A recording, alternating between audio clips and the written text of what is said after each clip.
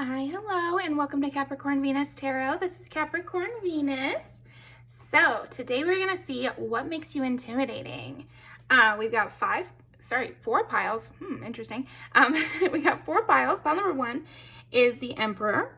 Pile number 2 is the Three of Pentacles. Pile number 3 is the Hangman. And pile number 4 is the Seven of Swords. So go ahead and pick your pile, and I will see you guys in there.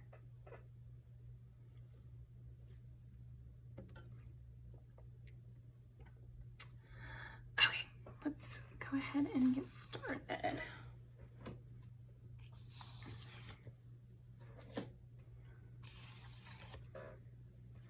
Okay, pile number 1. What makes pile number 1 intimidating? We're going to set everything up and then get started. So we got the Emperor, the Ace of Swords. 11 is Aquarius. It's also friendships, humanitarian concepts, being a rebel. 6 is Virgo, so it's like the Hermit. You're definitely not afraid of standing alone, pile 1, and this definitely makes you intimidating. Also entertaining. I think there's something about you that's really fun, and you could be up on stage alone. And so this makes you intimidating. You really don't need a whole crew to run the scene. Like, that's kind of what is seeming most intimidating about you at this moment. You could monologue and everybody would be like wrapped with attention. So I don't know if you've ever tried stand-up comedy or like a talent show or something, but you would definitely run the scene there. Oh, and then Heart, love, new love. Here's something else that's intimidating about you, pile 1, is like, you could just go out and find another.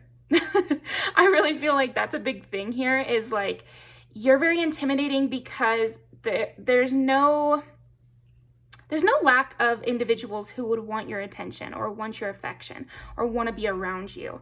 And so it's intimidating to think that you could leave at any time and you would have no problem finding someone else. It's with friendships, workplaces, and romantic things, I'm sensing.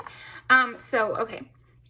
Because it's like you always can have new love. And there's something also about you that's intimidating that is like almost a forgetfulness. Maybe you've met so many people that you kind of,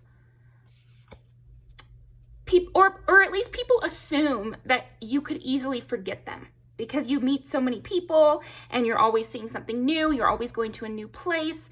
And your head is kind of in the clouds too, so that people really feel like you could forget them. You know, there's some people you meet, and this is no offense to them, but it's not very intimidating when you know that they remember the conversation you guys had because they don't seem to be very social. Or you know this is like very limited social, or like the first time they've ever had this much fun. You know, but with you, pile 1, they don't believe for a second that this is the most fun you've ever had.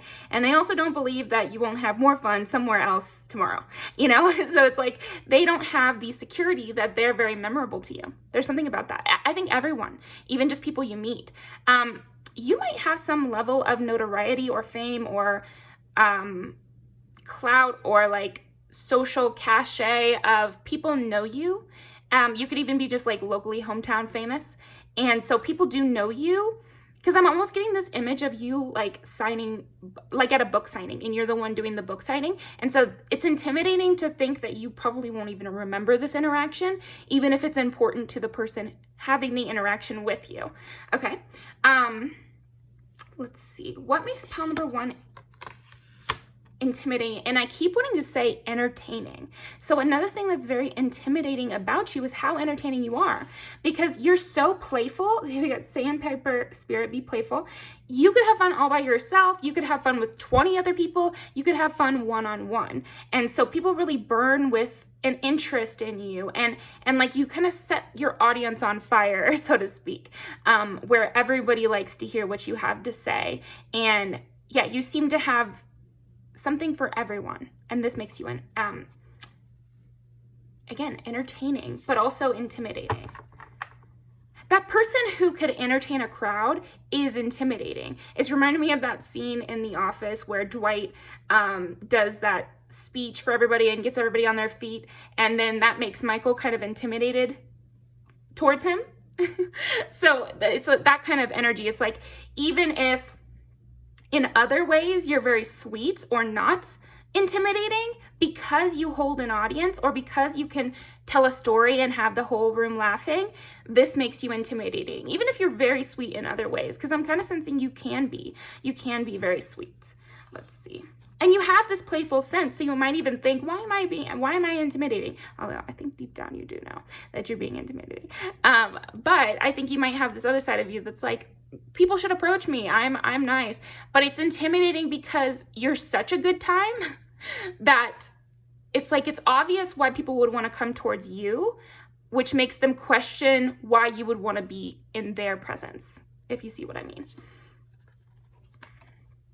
Lay a solid foundation. Okay, so now we're getting into the second part. Spirit has a plan.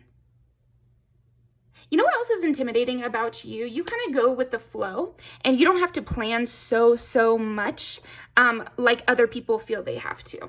So something that's intimidating about you, Pile 1, is like, you could believe in the, the flow of the universe, where, your next step is gonna come in front of you, and you just trust that you'll figure it out as you go. And so you don't have to plan as strictly as other people, or else that's how they feel. They feel like, because of your charm, your natural charm, you don't have to be as worried about losing your spot. Because you're so entertaining and so fun to be around, it would be foolish to lose you in a workplace, in a community.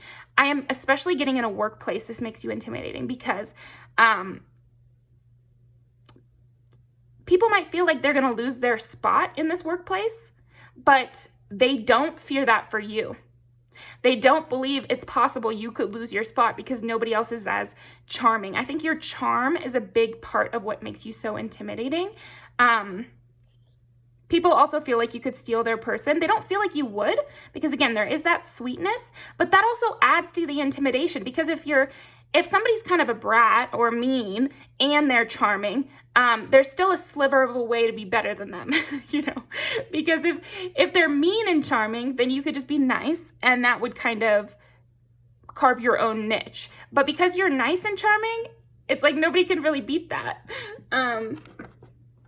Stripper with a heart of gold vibes, it's like, if there's a stripper with a heart of gold, what chance do I have? And if you're a man, then just you just adjust it. Okay. Go with control issues. Allow the situation to unfold naturally. That's what I'm saying, is like, you really allow situations to unfold naturally. You don't have to rule with an iron fist. You rule with natural charisma. And so this leadership that you have is actually more permanent than other people's leaderships, because if you rule by fear, then people will want to come against you. That's a more tenuous ground to lay your foundation with. Whereas friendship and making people feel safe, that's another thing that makes you really intimidating. You make everyone feel safe. So say somebody was trying to come against you, or let's look at it like a Survivor episode. If people are trying to get others against you, they're just as likely to have that person turn on them. Coming against you is intimidating, because anybody they could bring in onto their side could easily be flipped by you because of your charm and because of how you work with people and how you have such an open heart, and people are so willing to love you and you're so willing to love others that, yeah, they could lose their friend to you. Like if somebody introduced that is you to their best friend, they might be liable to lose that friend to you. And people acknowledge that mentally, and they think that it's intimidating to introduce you to people for that reason, because even if they don't have any negative things, they might just not believe that their personality is as engaging as yours is. And so if they introduce you to their friends, then you might steal them away because you're so charming. So this does make you intimidating, because you kind of rule the scene just through how charming you are. Okay? And playfulness again, to recapture romance, allow your inner youthful spirit to shine. You are so fun to be around. Honestly, Pile 1, that is what makes you intimidating. Because there's nothing you couldn't achieve. because everyone loves your company so much and you really open people up. I feel like something that's intimidating about you is some people have seen you talk to the quiet person and really get them to open up. And this might be a person that they tried to get to open up many, many times and it has never worked. So this is very intimidating to people. It's like it's like you've gotten people to change their perspective when they thought they couldn't. You turn a hard case, basically. Also, you might be very smart, but in a lighthearted way. So like maybe if somebody takes you to an escape room, you figure it out right away. And so this makes you intimidating because it's like they might feel they look bad in comparison, and people not even being judgmental or like not negative situations at all. I think you're even intimidating in a very fun environment, just because of all that you bring to the table, all that you bring to the environment. You immediately, when you step on the scene, you run it just by virtue of how talented you are when it comes to charm, being playful, having fun, getting people to enjoy themselves, opening people up. You're really an expert at that. If you were a camp counselor, I mean, you'd be everybody's favorite. Like that, honestly, I just feel like you would be everybody's favorite, especially in a camp counselor environment where there's other adults and then you're trying to wrangle children, so you need that combination of like popular and playful, and it's like you're intimidating because everyone feels able to rely on you or able to open up to you. Okay. Interesting. And then, okay, so that was 11 too, because you're so good at making friends. You're so bubbly. Like everybody just loves you. And then 6 is hermit. So, but you're not in need of a clique. You're not that head bitch with the 3 people around them that they always have to take around their crew. Like they couldn't really come against you that way. So I'm thinking of the movie Mean Girls, where the way they get to Regina is by turning her to friends against her or making them, sowing discord there. But that wouldn't really work with you because you don't need, it's like you have friends, but it's not like they're your henchmen that they could turn against. Do you see what I mean? It's like you stand alone and you're the one running the scene. You're not really having your little people do something for you. You're not a puppeteer. You're more like a lone emperor, And so everybody is kind of just your friend. And it's not this situation where you're super controlling. You're not controlling, and so they can't use that against you.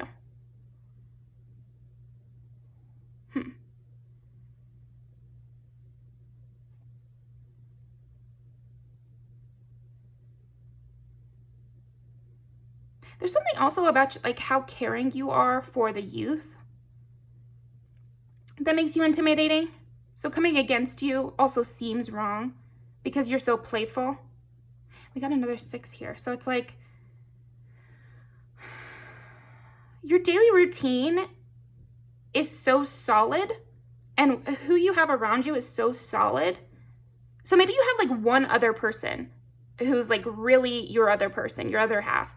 But they're so solid that they couldn't possibly turn that person against you. It's like, it's not possible.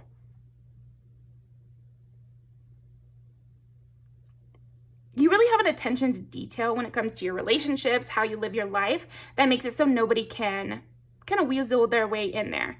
And again, it doesn't have to be super negative, but if you encounter another leader type who is used to sorting through what people are like and seeing their weaknesses right away, you'd be very intimidating to that person because there's no visible weakness here. And even they get swept over to your side. Yeah, you could really talk too. I feel like you are a yapper in the most entertaining way possible. Like, you're not a quiet person. And this makes you intimidating because it's like you can't, you just want to enjoy your presence. Honestly, Pile 1, I feel like people, even if they come into an environment with an agenda, they get swept away by you. Oh my gosh, another office scene is coming to mind when Jan and Michael take that guy from the library out to Applebee's, I want to say, and basically Michael just chats him up and becomes his friend, and that's how he gets the business. So because it's like you would intimidate Jan in that moment because you're so chatty and you kind of run the scene that way.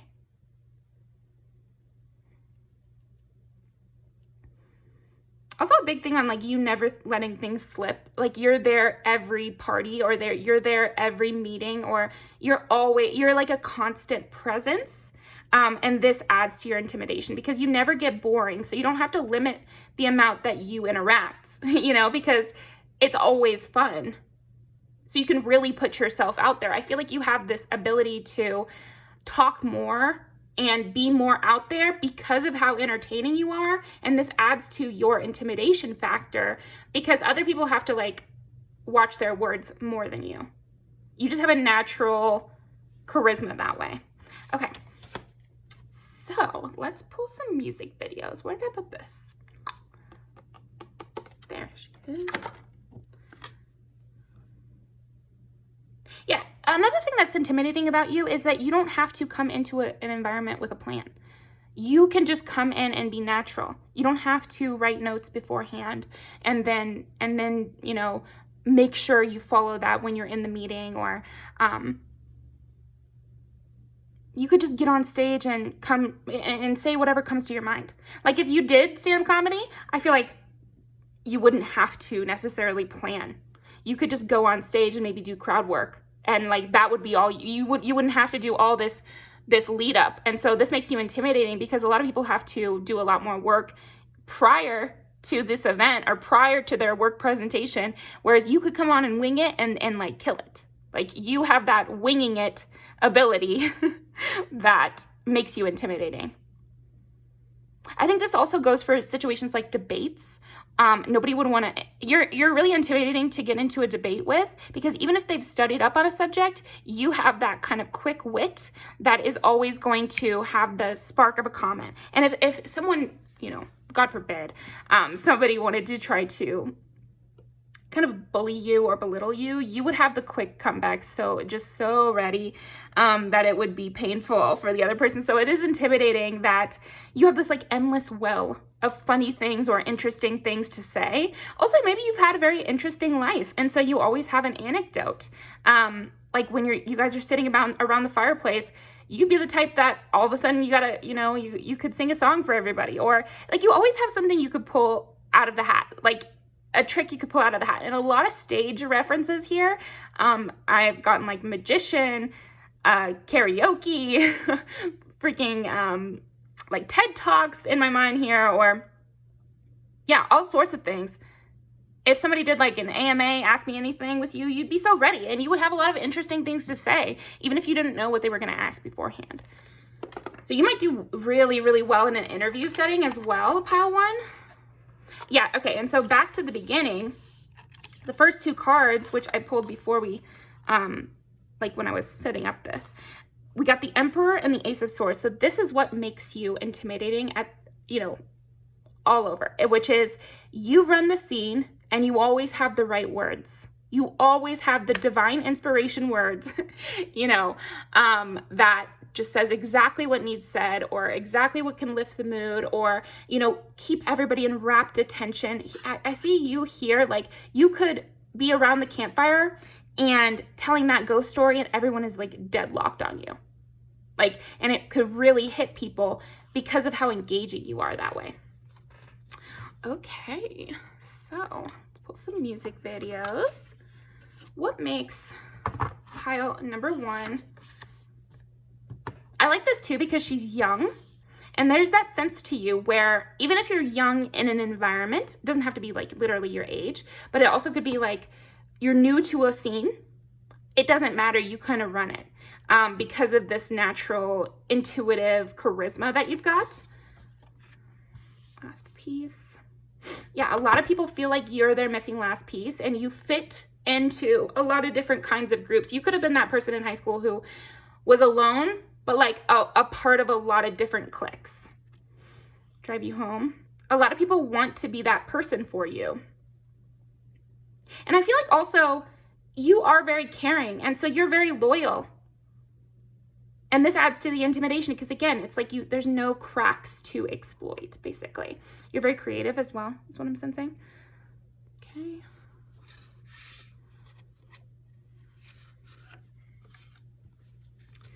What else for pile number 1? What makes pile number 1 intimidating?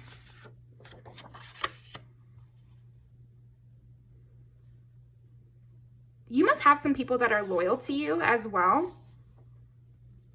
Last one.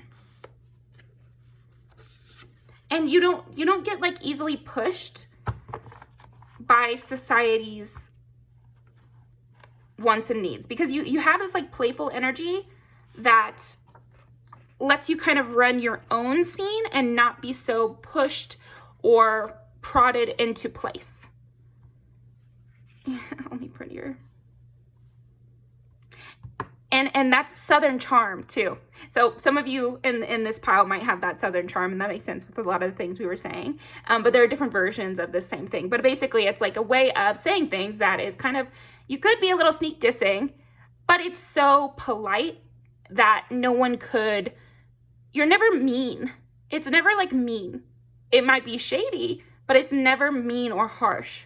So nobody could ever come against you that way, like they're wrong, they're bad, they're a mean girl. No, that sort of thing couldn't happen, because at worst, this is where you'll go.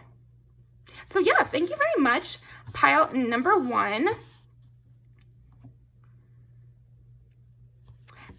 I think one last thing I'll say about you, pile 1, is that you are willing to cut people off and forget them forever. Like, I think we were tapping into that a little bit, but it's like, people who really thought they had a secure spot in your life, or in your place. Maybe you are stealing people's spots also, and you play the role way better than them. And so it's like this, it's very intimidating, because that is always something that could happen, like a 10 of Swords moment where it's dead and gone, and you guys, there's like a Phoenix moment, because you know how to start fresh, or you know how to provide hope in the situation that nobody else could. So anyway, thank you very much, pile 1. Feel free to pick another pile as well, and leave me a comment. I love to read them. Also, I am currently still doing personal readings. They are open. Thank you to everyone who has already purchased one from me. I really appreciate it, and I love being in your energy. It feels a lot more intimate having like a personal reading with someone. So it's definitely cool. So I hope to see you guys there. Thank you.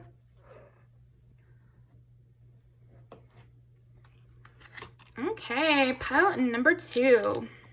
I think something that makes you very intimidating is who you have on your side. So you might be a crew type individual here.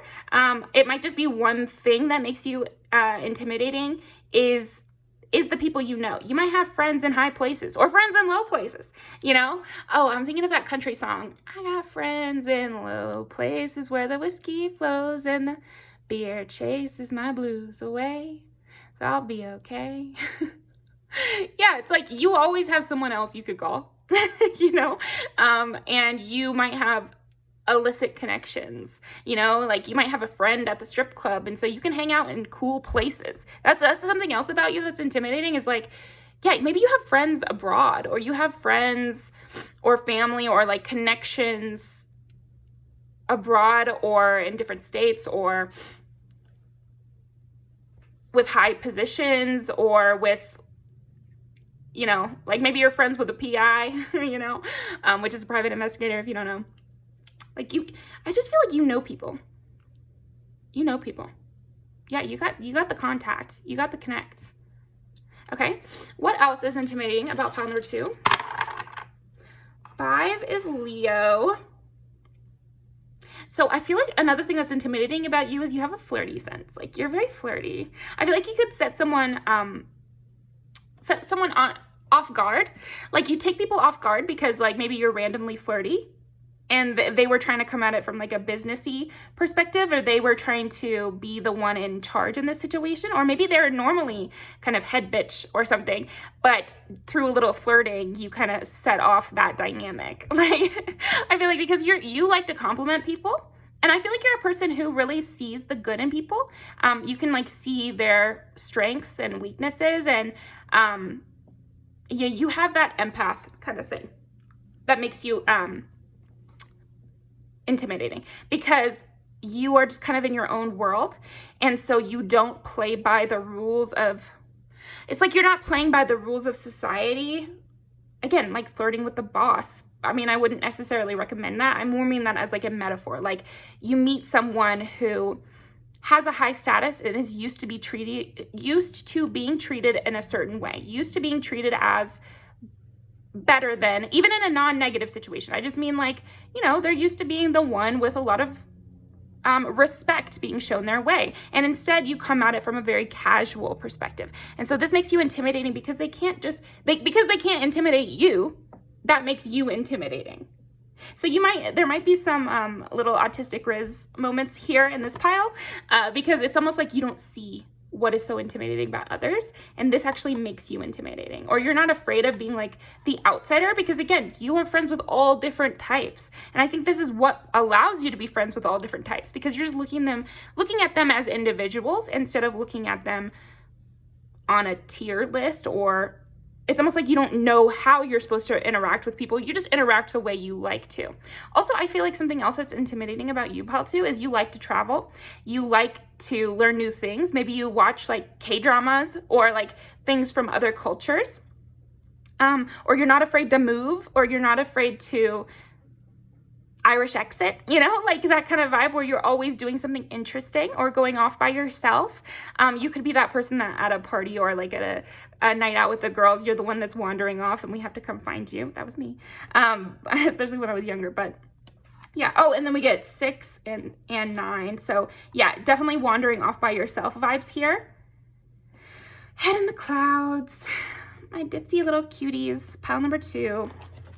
And this makes you intimidating because, again, you can't be intimidated. I think that's going to be a big theme in your reading, pal, too, is one of the biggest reasons you are intimidating is because you don't care what people think. Or maybe you don't notice, but either way, that's how it's coming across. It's like you don't care. You don't care what people think.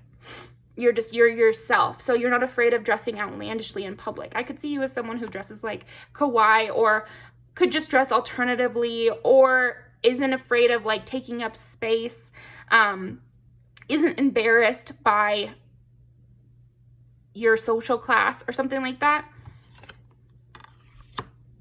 Luck and money. Ooh. And King of Wands. Yes. Okay. So that flirty energy really makes you intimidating because you could riz up a brick wall is what I'm getting. It's like you would be the type to, you know, this used to be a thing. I don't know if people still do this, but there was those bodyguards outside of some building in London where they wear the big hats. And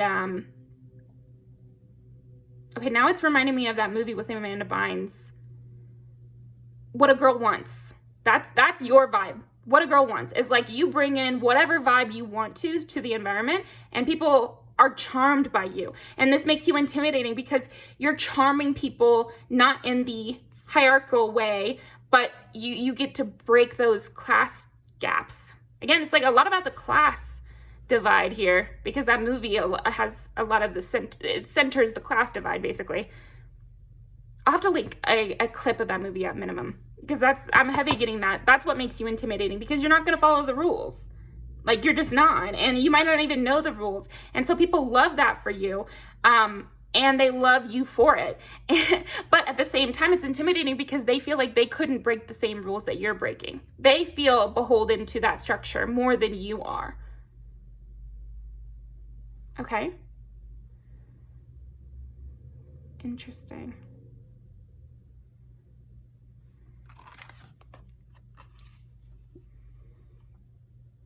Another thing that might make you intimidating is maybe your spiritual beliefs, or just the way you look at things is intimidating because it's so different.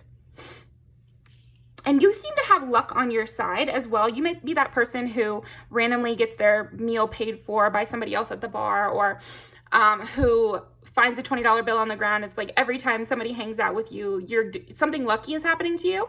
And so this can become intimidating. Like you live a fairy tale world that is different than theirs. Okay,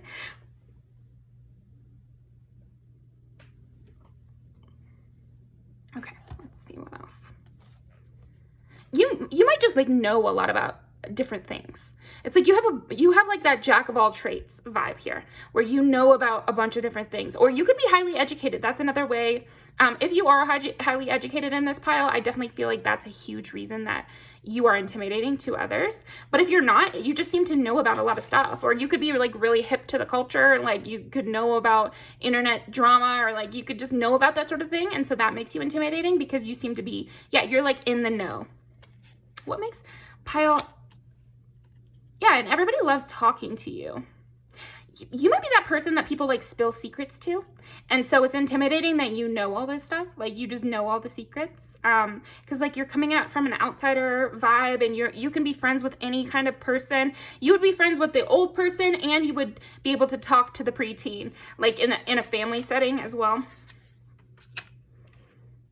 Also, like you are worldly in the way of you know about the hardships people experience as well.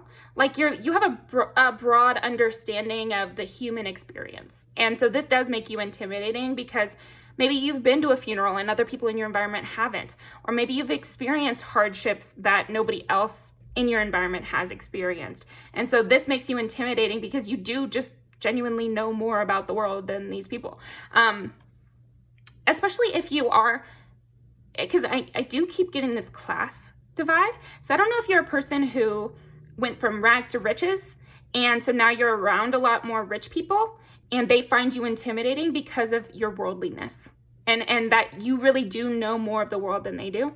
So yeah, remember that is a skill. That creativity is the last thing the rich don't have. So use it to your advantage and realize it's the skill it is. But I feel like you do. But some of you might not even care. Like I might be revealing something to you because you might not even realize that people are setting you as somebody who's really different than your environment, but you are seen as very different than the other people in your environment.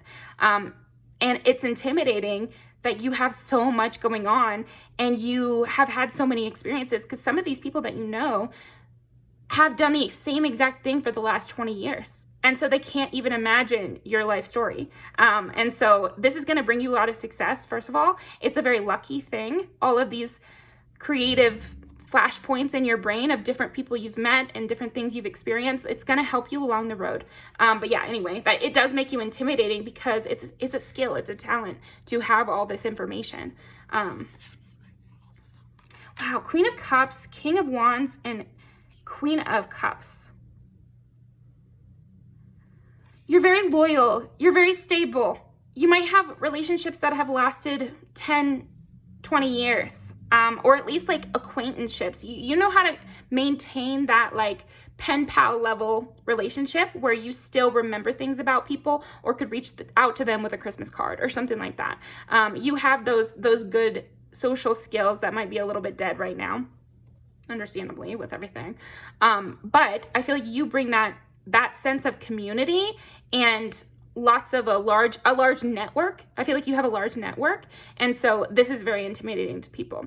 I used to read up on like authors, and this is something I always recommend. Like every time you hear about somebody interesting, go read their Wikipedia page, because you learn a lot about the trajectory of people's lives and things that you could include in your life to be more successful or accomplished.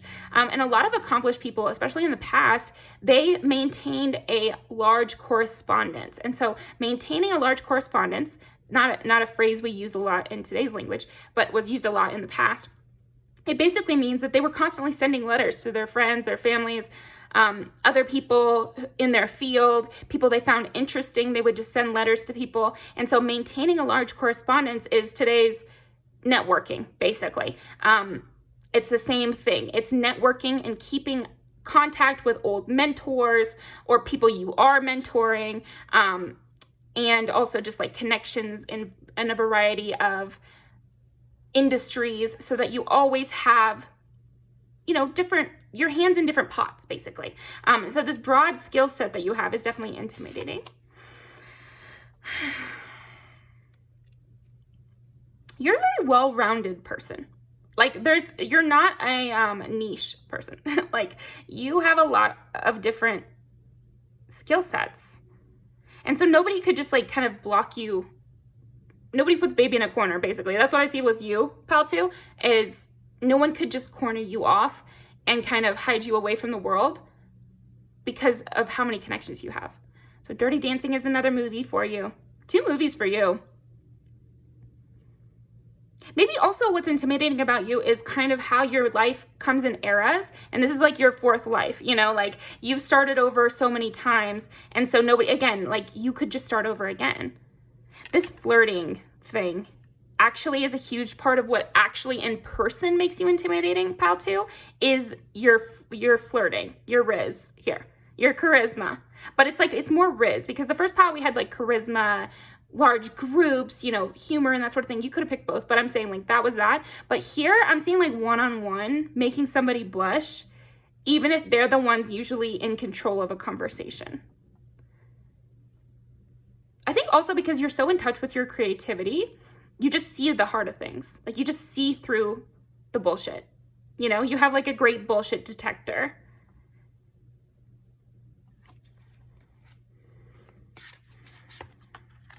And King of Pentacles, wow.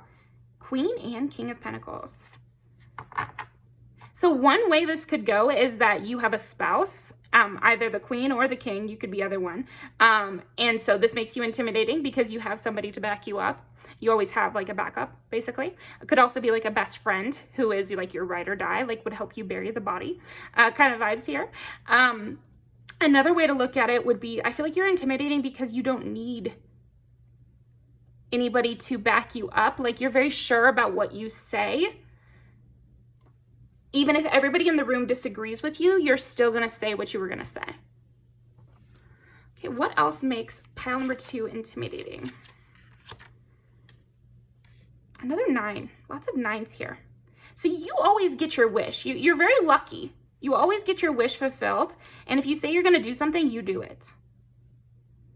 I think also, again, you love to learn, and you always take a lesson from everything that happens. So many scenes from that movie are coming up. The Amanda Bynes ones, What a Girl Wants, that one keeps coming up. An Ace of Pentacles. There's always an opportunity waiting around the corner for you. And this is what makes you really intimidating. So let's go ahead. Yes, so much about the flirting. So let me get a clarifier, because they're like, you didn't say enough about how flirty they are. Give me clarification on the King of Wands here. The Devil. Okay. Wow. Well, everyone is just sexually allured by you. Everybody wants in your pants here. And this makes you intimidating because it's like everybody would like a slice of pile 2. Wheel of Fortune. It's like, who is going to get pile 2's attention? People fight over you, pile 2. And so this makes you intimidating because you're never in the position of fighting over someone. You don't have to be. You never have to be, it seems like. Everybody's always knocking on your door. You've got the stable place that everyone wants to go to as well. And everybody listens to what you have to say. Even if it's kind of a weird thing, people tend to listen to you. They think of you like an earth angel, or they think of you like a very angelic leader who would never say something that wasn't true. Like that's how you're viewed anyway. Whereas even if you're saying something weird, people want to believe you, first of all, because you're hot and people want to sleep with you. And that makes them want to, you know, listen to you more. But also because you've built up this reputation of like this kind of rainbow person who is like special and different from everyone else. Two of Swords. They don't have to understand where you're coming from. That's another thing. Like, you don't have to explain yourself near as much as everybody else. That's what it seems like anyway. Everyone is just like, oh, that's pile 2. And so they don't question you as much, and they don't question your decisions as much. And maybe there was a time they did, and you kind of like figured out a way to make them not do that, or build up your reputation so that your reputation came before you, so that they just like anticipated that you were going to act this way. That's what I recommend doing. Ace of Wands and Strength. Like, you know how to wrangle people too, because like everybody wants to be near you and like feels very tempted by your energy. This allows you to control the uncontrollable, or control people who And I don't feel like you're doing it on purpose, but I think it is a result of your personality that you end up having a lot of sway and a lot of power with powerful people who other people can't control. So that is what I've got for you. Let's pull some music videos. So what makes pile number 2 intimidating? So this could be that you know, you have a partner or something like that, but it could also be like everybody fantasizes about being your partner. Thirsty. Oh, this suits that thing I was saying, the very last thing, which is like maybe you have gone through your hard times, and so you have a memory of that, and now you're this really cool person, and so that adds to your intimidation factor. Beef, who wants beef with pile 2? Nobody would want that. Nobody would want that. And you're always gonna do what you're gonna do. People want to listen to you. You have a lot of people waiting in the wings who want to be your fan or want to, yeah, kind of like obsessive energies around you. And so this adds to your intimidation. Again, it's like it's never you who is having to fight for your spot or fight for people's attention or something. Why would I chase you when I know you're going to come running back? What makes pile number 2 intimidating? It's like you have people you can call. People feel chemically drawn to you. A lot of people have crushes on you, pile 2. What else makes pile 2? A lot of people have crushes on you. Wow. Always do what you want.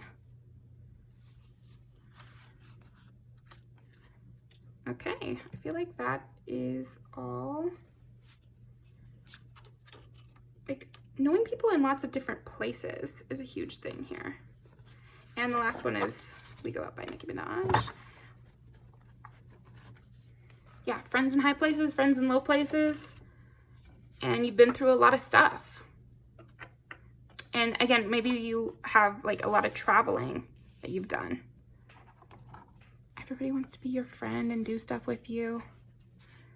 Okay, that is it though. Perfect. Thank you very much. Pile number 2. That was really fun. Definitely watch these music videos because I feel like there's going to be a lot of extra messages here for you. And there might even be messages about some specific situation you're dealing with right now. That'll be for somebody. But thank you very much. I am doing personal readings right now. So I'd love to see your energy one-on-one. Get more personal here. And I will see you guys next time. Thank you. Okay, pile number 3, the Hangman. Ooh, okay. Pile 3. I feel like you will never squash the beef. Like, that's something that's very intimidating about you, is watch what you say to pile 3, because you're going to have to stand on that forever. Like, yeah, you don't forget. The North remembers, like, vibes here. Okay. And then we've got Page of Pentacles. What makes pile number 3 intimidating? Page of Pentacles. It's hard enough to get you out of your routine or get you to do something. So if they mess that up, it's over. Like, it's hard enough to get you to come out. So it's intimidating how easy you are to lose. Basically, it's like walking on eggshells, but not in a mean way, not in a way that you're doing it on purpose or anything. It's just like people feel very intimidated by the fact that they could lose you at any time. It's hard enough to get in your circle, much less to stay there. Ocean, distance, and journey. You have like a vibe where you can just get distant, or like you just kind of evaporate. Even if you're like still there in the room, it's like you just dissociate, or like you can just think about something else. You know, you really like your own company here. I feel like you've gone through a lot of awakenings or inner knowing kind of stuff where you're just like really comfortable with your own company and you don't feel the need to say something. You might be that person that always wears headphones in public, and this makes you intimidating as well. There's just like a distance between you and other people, and they have to go a long way communication wise or maybe even physically to get to you. So you hide away at times. And so this is intimidating because this is their moment, you know, it's like intimidating to think that this is their only moment to get to you. Okay. What makes pile number 3 intimidating? 5 is Leo. For some, this will be for somebody. If you have children, that is intimidating because maybe your priorities will be different than the people talking to you, or they know that you have other priorities besides them. They're never going to be top priority. It could also be that you have pets. And so, again, you have other priorities. It's a big piece of what is making you intimidating. 7 is Libra, and it's also like partnerships. My circle's small, and I'll make it smaller if anyone gets to, but I can't remember what song that's from. My circle's small, and I'll make it smaller. I think it's by Omeretta. I love her. And 3 is Gemini. Yeah, you have another side to you. You really do. And I feel like this is intimidating because at any moment they could get the other side. They could get the dark side of the moon here with you. Moon imagery is heavy. Nighttime. Waiting, having to wait on you. It's like you have no problem making people wait on you. People have to wait for you to text them back. People have to wait for you to be ready. Because you have something going for you. So it's like they're always having to wait on you. You're like a key member. And so the party cannot go on until you're there. The party don't start till I walk in. Like that's the vibe here.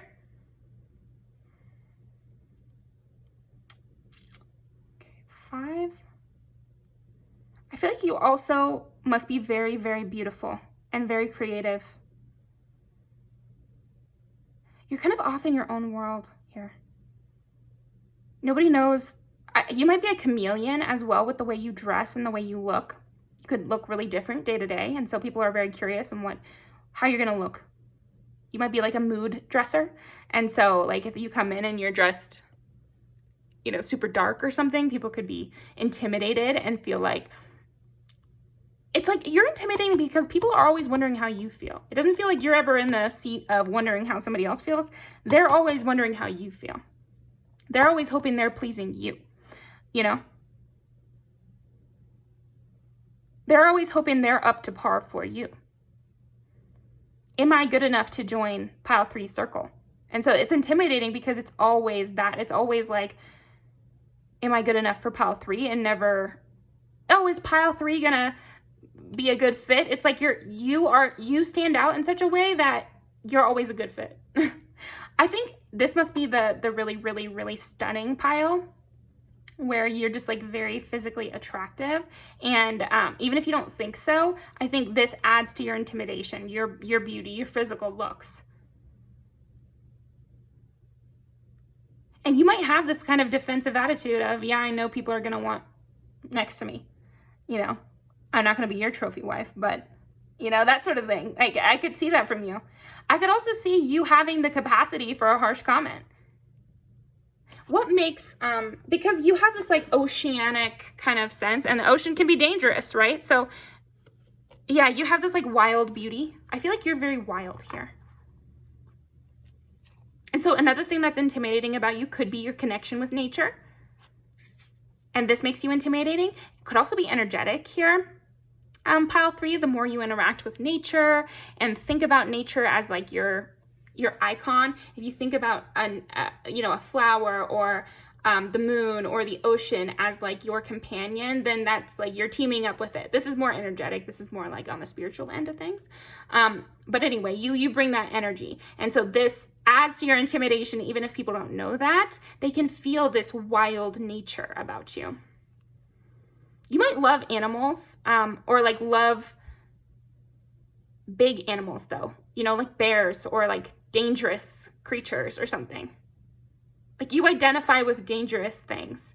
And so people sense that about you, and it intimidates them. Also, you might not be very afraid of things. You could be, it doesn't have to be, but I could sense some of you could be like daredevils, you know, and really not afraid of, you know, because like a lot of people are afraid of the ocean, for example. And I just don't see that from you. And so this is intimidating, that you don't really seem to have a lot of fear. Maybe you go out in the wilderness alone or something. Or maybe you go out in the water alone. You could do alone trips as well. And so this is intimidating. Again, because of the lack of fear. Like, there could be lots of reasons why doing solo trips might be intimidating to someone. But I feel like for you, the reason it's intimidating is just because you seem fearless. You seem like the kind of person who would go on a walk at midnight alone, you know, and anybody better be scared to run into you, not the other way around. Or else you just don't believe that anything would happen. Or, I don't know, yeah, you're just fearless. Fearless by Taylor Swift is coming in. That is a huge thing that makes you intimidating, is your hyper independence and your fearlessness. Personal issues. Also, you seem to have secrets. And so this makes you intimidating. You have secrets. Also, you don't seem like a virginal, like innocent type. You seem like someone who knows the ways of you know, the ways of the world, if you know what I mean. More sexual. Like, I feel like you are someone who seems knowledgeable about that sort of thing. Who would be able to call out their naivete, basically. Like, you would clock that very quickly.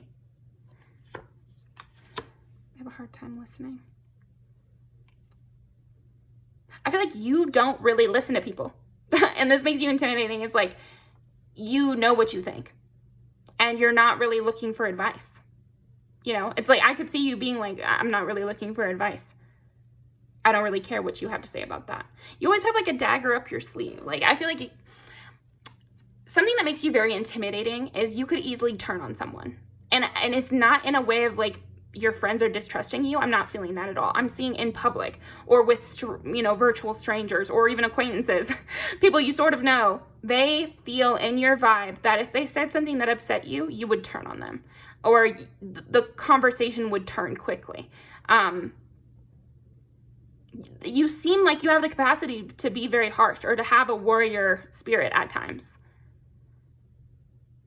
I'm also getting like, you could be like a Northeast kind of vibe here. And if you're not from America or you don't know, they can be kind of cold. There's that scene in Legally Blonde where she's like, well, everyone likes me. And the guy goes, well, no, you know, East Coast people are different, sweetie. You know, and that's your vibe. It's like, you might be like an East Coaster kind of vibe here, where you're just like, what are you looking at? You know, like, I can see you doing that. And even if you don't, that is just kind of the energy you're giving off in public. I don't see your friends feeling like this. This is like, but I do see your friends feeling like you could turn on someone else. And so this makes you intimidating in general. Even if they are not personally intimidated by you, they know you are intimidating still. So your friends and family, they do know you're intimidating. Even if you never turn that on them, maybe they've seen it. Like, if somebody at the bar starts like trying to get you guys' attention when you're trying to have a deep conversation, you'd be the one to turn and say, hey, can't you see we're talking here? You know, you're not afraid of that sort of like stranger confrontation. Or you don't seem to belong here. Like, you'd be that kind of person that would be like, I don't know you. Why are you piping up right now? You know, like, I don't know. I feel like that kind of energy from you. Like, if you're at your local coffee shop that you know everybody here and somebody comes in and is trying to like be rude to the barista, I see you stepping in. I see you stepping in and saying, hey, jackass. You know, like, I feel that vibe from you. Or at least I feel that potential vibe from you. You have like a New Yorker kind of energy here. They are competitive. Yeah, and I feel like you are competitive. Like, I feel like that's another thing that makes you very intimidating.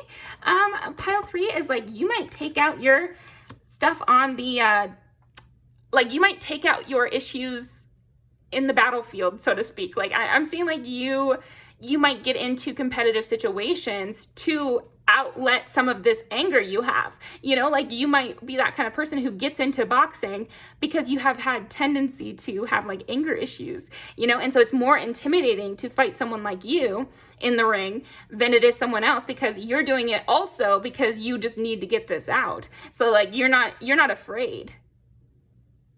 And the same with like a competition. I feel like you get out this competitive energy that you already have stored inside of you. So it's more than just the issue at hand. It's also like your love of winning.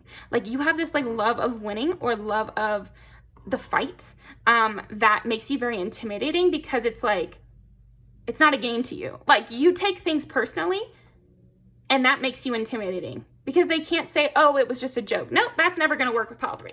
You cannot just be like, oh, it was just a joke. Oh, I didn't mean it. Oh, I was just, you can't just turn it around like that. You can't walk it back with pile 3. If you want to take it there, they're going to take it there, and they're going to keep it there. And that's that. So people need to think twice before they try to have a little petty argument with you, because you're going to take it seriously, you know? Slide In by Omeretta is another one that's coming up. It's like, I don't have enemies, because if I'm your enemy, it's really serious. It's really like that. Like, it's not a fucking joke. Okay?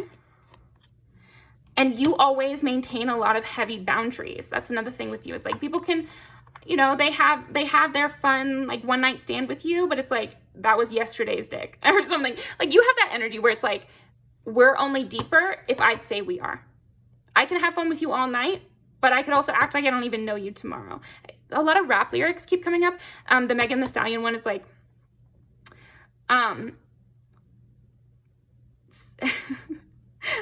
I'm going to say it. Suck his dick and look it in his eyes, and then tomorrow I might leave him on red. Like, that is your vibe, you know, even if that, you know, scenario doesn't work for you. That is the energy. It's like, no matter what happens today, tomorrow I can still act like you don't exist.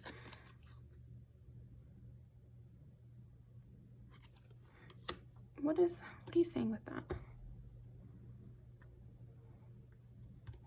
Yeah, you're always on the outside looking in. And this makes you intimidating. It's like you always have this kind of look like you're judging them. And I feel like you are. You are judging the situation. You are aware of your surroundings, always. And so people can tell that. They can see that you're always aware of your surroundings, that you're listening to what they're saying and kind of taking note. You're taking note of the way they're acting. And they can't tell if it's a positive note, like you're taking note, like you like what they're saying, or if you're taking note, like, I don't like what you said, but I don't feel like getting into it with you right now. And I feel like it could be sometimes that other thing, because you know how to play diplomat as well. Like I said, because things get so serious with you, you take other things very lightly. So if it's a casual thing, you just be like, okay, I'm never going to talk to that person again. Mentally, you won't have to say that to them. So it never comes up to the person unless it's like, now they're your enemy or something. Yeah, you have a lock on your heart, and it's like it's not easy to get in with you. I fucked up. Yeah, it's intimidating because people can fuck it up with you, basically. If they say a joke that hurts your feelings or that you thought was too far or whatever, like, they could lose you, really. And sometimes you're in this energy of like, not now. Even to people you like, you could be like, I can't talk right now. And that's the end of the sentence. Like, that's the final say. You're like the dad energy here, pile 3, because it's like you have the final say. And it's always on your terms. That's another thing. It's like everything is on your terms. Yeah, if we're gonna go into the next stage of the relationship or not, if we're gonna go out tonight, if you know, everything is like kind of your terms. Why did you leave? Yeah, and sometimes you just leave without reason, without notice, because it's your life. You're allowed to do whatever you want, pile 3, like, you know, and you really assert your boundaries in such a healthy way. I don't trust you. And you might be that kind of person who might just literally say to someone, well, I don't trust you. So no, I'm not going to tell you this. You know, you might really be like that. It might really be like that with you. Okay, so anything else? What makes pile number 3 intimidating? People never know how it's going to go with you. They'd like it. Again, there must be something just great about you, honestly, because everybody's very willing to go by your rules. And so they dream of a optimistic outcome with you, but there's no, like, 2 of Wands is just kind of dreaming. 3 of Wands is like a concrete plan that we're going to do something next time. Two of Wands is just they're hopefully optimistic that they'll get to see you again. Like, people have to be very optimistic to be your friend because it's like hard to believe that you would want to be in their company.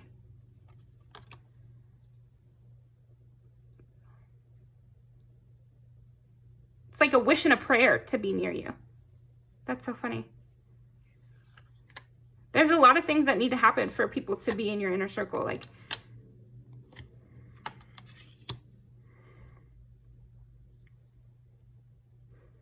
and these are the two ways it can go. They can try their best and put themselves out there and see if you guys are going to make a connection, and then it could lead to something very, very loyal and stable and forever. Or they could be optimistic and it could end in heartbreak and a total, like, crash. And you have a lot to offer. Like, you're the 10 of Pentacles here, where, yeah, there's some obvious benefit to being your friend or being in your life. Like, that I feel like that almost goes without saying, but it needed to be said at the end of this reading to make the rest of the reading make sense. It's like, there's just something great about being around you, and you have something built that is very strong and stable and matters. And so to end in a tower would be devastating. And anybody who tries to compete with you is a fucking idiot. Like, just absolutely a fucking idiot. So yeah, I don't know. Nice to meet you, Pile 3. Please don't hurt me. No, I'm just kidding. I don't feel like you're like that. It's just like, that's what makes you intimidating. You're very smart. You're always going to win every situation. And so it's just luck of the draw if you're going to like me enough to keep me around, you know? So yeah, that is what I've got for you. Pile number 3. Yeah, you must be just like very attractive. And the person with the job, like maybe also you could be a hiring manager. I could see that as well. So people like are often intimidated by you. Can I stop by? Yeah, and so they don't want to blow it. It's like if you ask someone to come over, they'd be like, yes, of course. You know, I feel like there's that energy with you. You might be also very sexually alluring, because we did get a lot of those. This is a pretty sexy one too. Maybe you smoke and that could be intimidating. Oh, and then smoking out the window. I was saying it because of this, but that's so funny. Yeah, you might stress some people out here, Pile 3, because people really want your attention.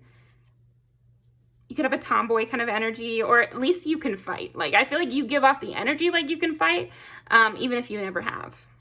Body, Megan Thee Stallion. Oh my gosh, yeah. Yeah.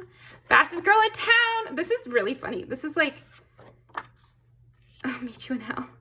Yeah, again, it's like, don't take it low with Pile 3, because they will take it to hell. Like, they will take it further than you ever thought possible.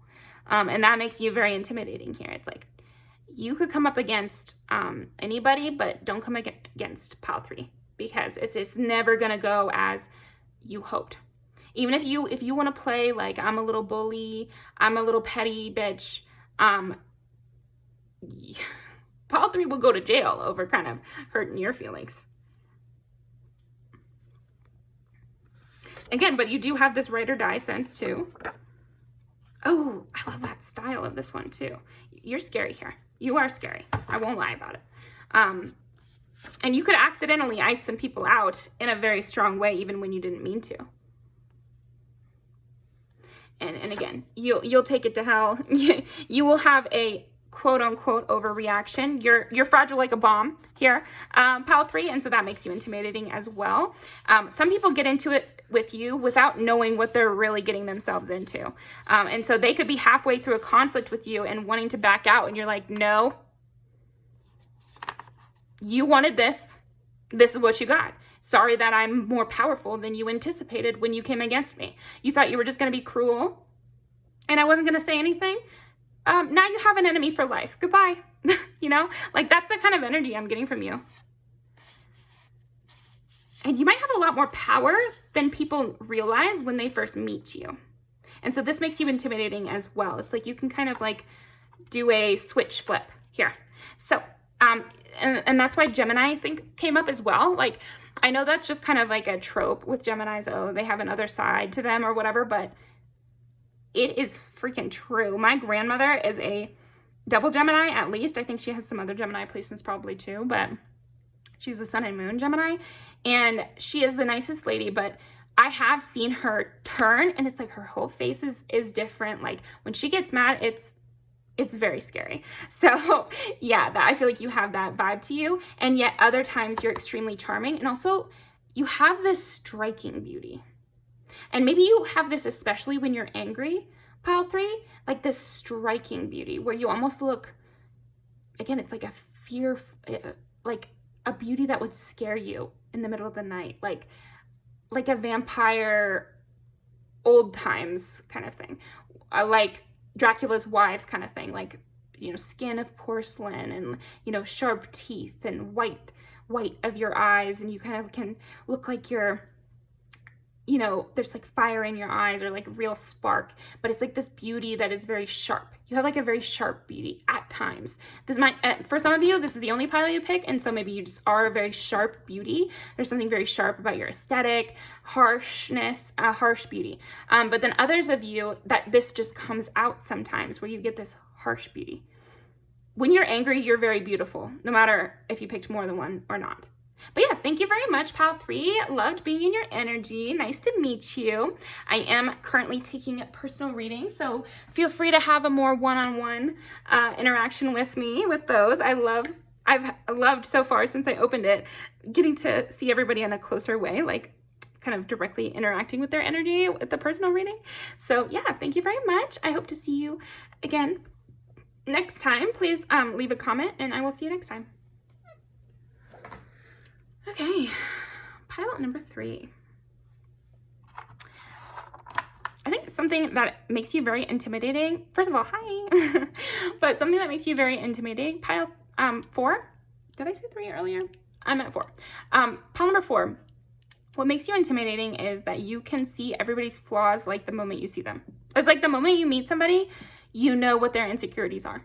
Like you're really good about that. Maybe there was a time where you were very self-critical, and so this led to this skill. But I think you could also do a job where you come in and you see the problem right away. Like I could see you being like a computer engineer where you sort through the code and you immediately find the bug that they've been looking for a week or something like that. Like I could see you find the problem immediately, even if they've been looking a long time and everybody tried and nobody could find it. You find the weakness in the, like, I'm seeing a lot of jobs. So you could be very intimidating in your workplace, especially pile 4, because you just see the weakness right away. Also, maybe you're a doctor, and so you are like Dr. House here, where you notice, like you can see the solution to the problem right away. You could be a mathematician. A lot of jobs are popping up. I just met someone the other day that they fix problems with airplanes, and they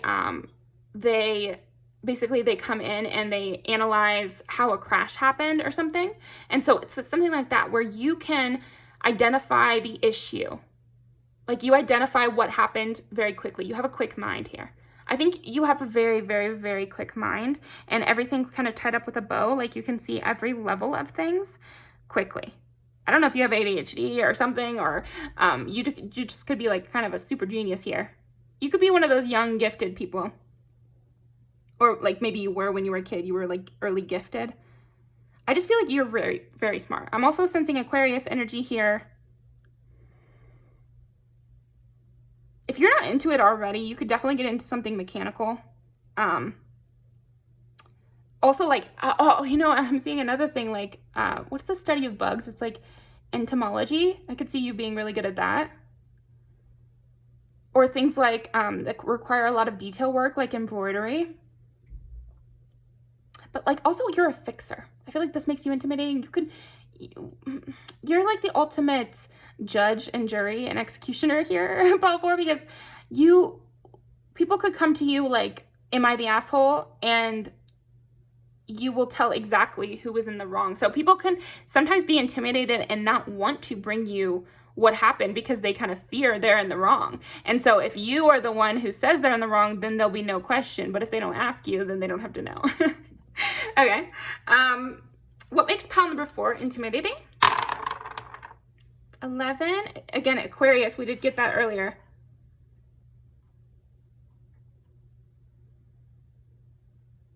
I don't remember what this was. I think it was 7, but yeah, I feel like you also are like justice. Again, it's like justice, because we did say judge, jury, executioners, and then we get 7, which is Libra, which is the justice card. Also the star, so like you're the North Star, you're the one who knows the truth. Like you can just see the truth about things. Like you can sort through a lot to make sense of things. Like you're really good at making sense of things. You could also be like a really good tracker.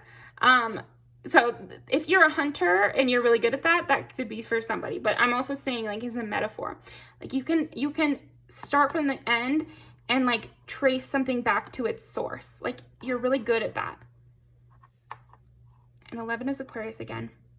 So feel free to look up this angel number. Even 11117. It's almost like you have God on your side here, because it's almost like you have this like wisdom. It's reminding me of like Solomon asking for wisdom, so he becomes like the smartest man ever or something. Like that's what I'm getting from you. 9 of Cups. I think another thing that makes you intimidating is all your accolades. So maybe you have a lot of awards, or you could have a lot of jobs under your belt. You could have a lot of credentials to you, and this does make you intimidating. I feel like you are also very self-critical, and this makes you intimidating because there is nothing to exploit with you. You know all your weaknesses. You know your downsides. You know what somebody could say against you, and so they're never going to be able to like throw you off guard through that or come to you with a problem, because you would have a reason or a solution on hand. You're really good with your words as well. You might know a lot about history. And if it's not history, it could be like technical knowledge, but I feel like it's either science that you know about, and so you can explain scientific concepts. It could also be, again, I'm like, maybe you know about the animal kingdom and like different things to do with animals. It could also be, you know how to cook really well, or to do like homemaker activities. I could see you being someone who knows that whole list of what happens when you buy a home. And you know, these are the things, these are the paperwork. This is the paperwork you have to fill out. And every year you need to make sure that, you know, the pipes don't freeze over, and this is how you take care of the house. And this is like how many meals a day I need to plan in advance to make sure everything runs smoothly. It's like you keep a tight ship. That's another thing that like the phrasing that's coming up is keeping a tight ship. It's like no hair out of place, but it's like it's deeper than that. It's more than that. I could see you running multiple businesses, and it's like you make sure everything runs smoothly. Or you could have a lot of kids or something, and making sure everybody's meals are ready, and you get Jimmy to practice on time, and still like you have everything timed down to the minute. You keep the Christmas supplies, you know, like you know where that is. And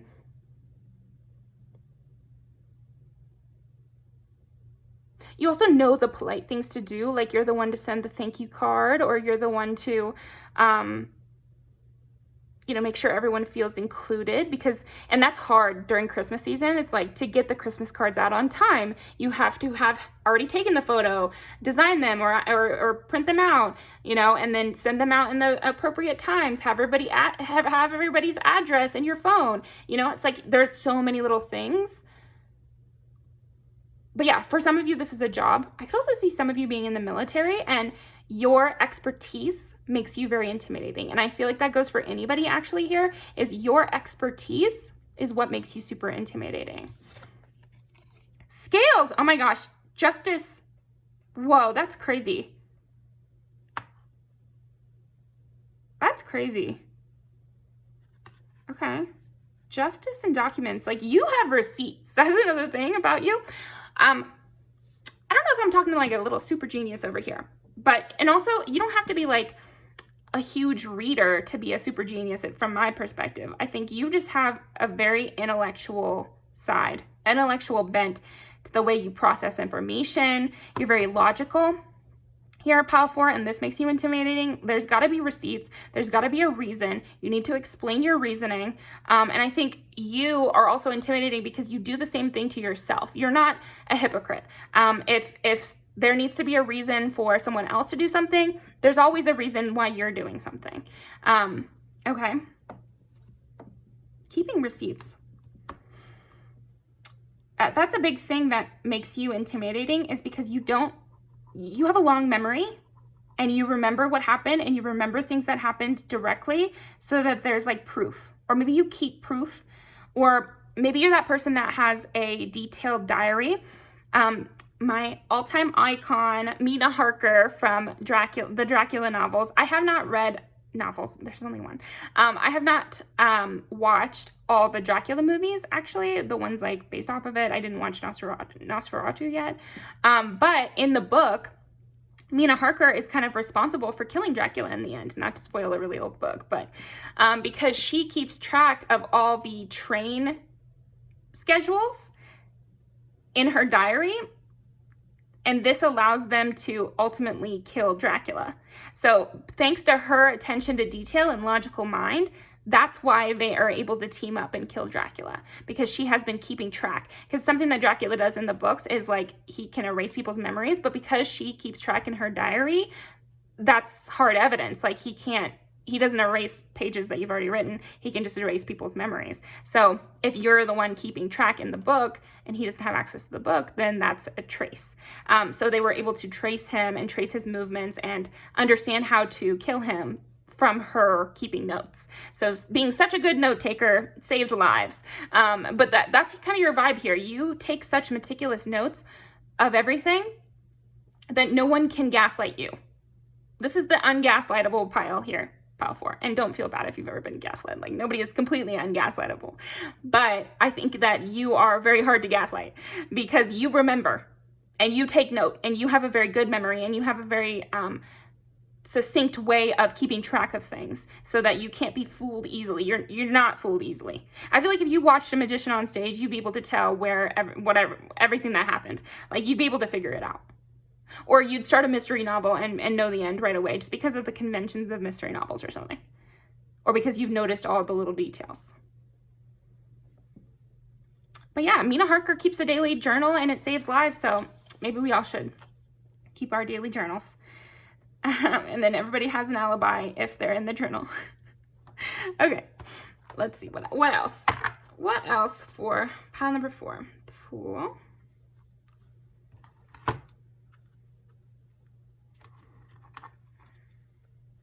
Ace of Pentacles. Makes pile number 4 intimidating. I think because you keep track of everything so well, you're able to have a lot more fun. Like, you're able to let loose because you didn't procrastinate to the last minute. Like, there's something about that with you where if everybody else has to study for a test and so they can't go out that night, you've been studying for 2 weeks, so you can go out that night.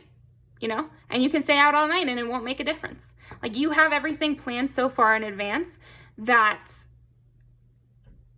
you're never left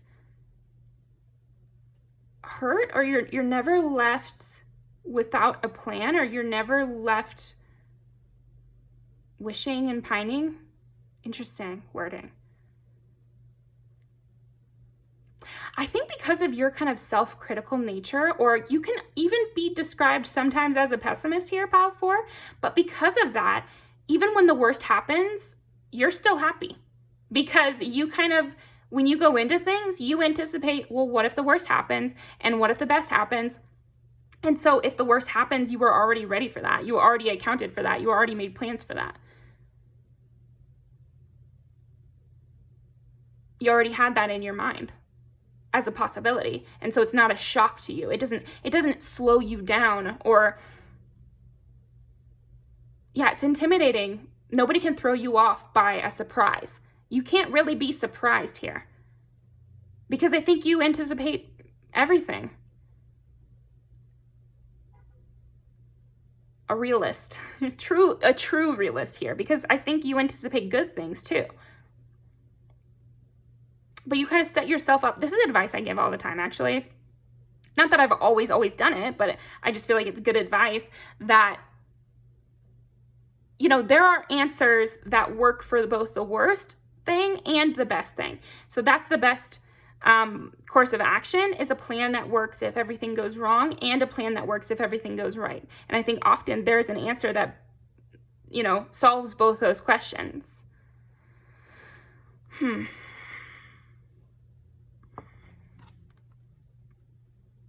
So you can live a lot more free, and you're always ready to take opportunities because you kind of set yourself up to be able to take opportunities. Okay.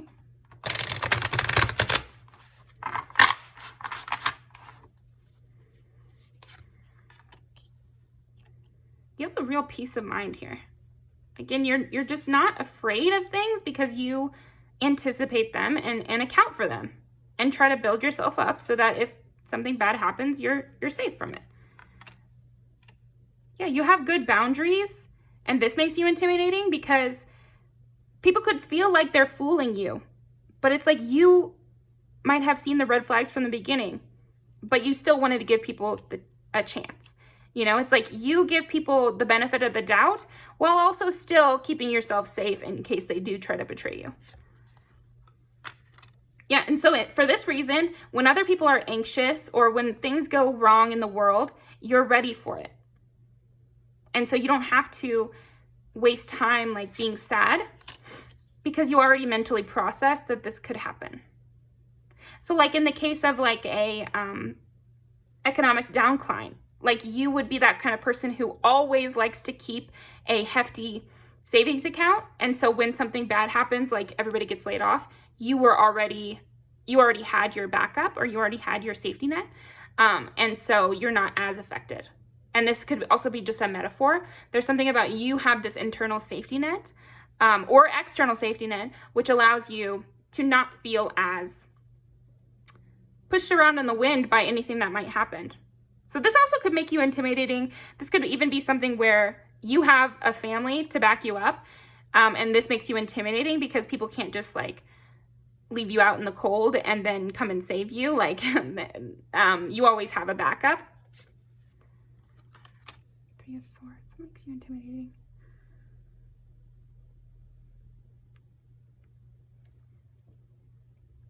I think you've dealt with worse. Like that's kind of the vibe I'm getting here, is like you're intimidating because you've dealt with worse. You've gotten out of a worse situation, so everything else seems like small potatoes to you. It's like a lot of things seem very easy to you because of the hardship you've already experienced. And because of all of these things in combination, you're able to stay really loving, and staying soft in a harsh world is difficult and requires a lot of preparation, and you've done that preparation, Pile 4. And so you're able to stay soft in a hard world, which is amazing. Let me get the Fool again. So you can always make those big choices you want to make because, again, you know that life is long and I'll get there eventually. Like you have a lot of faith in yourself, and this makes you intimidating. So thank you very much, Pile 4. Let's go ahead and end off with some music videos. This was a fun pile. Ooh. You'll get your justice. You will get your justice.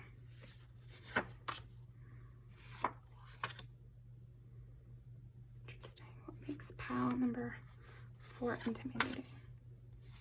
You can get out of any situation. You see immediately what people want. So that could go in a sexual direction as well.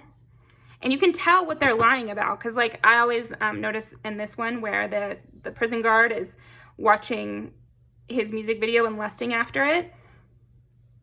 So it's like you can see through people's reasonings, or you know when it's really about something else.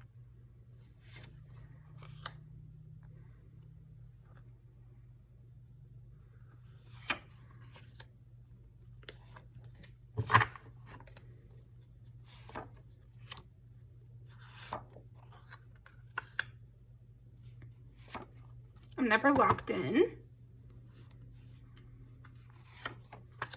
There you go.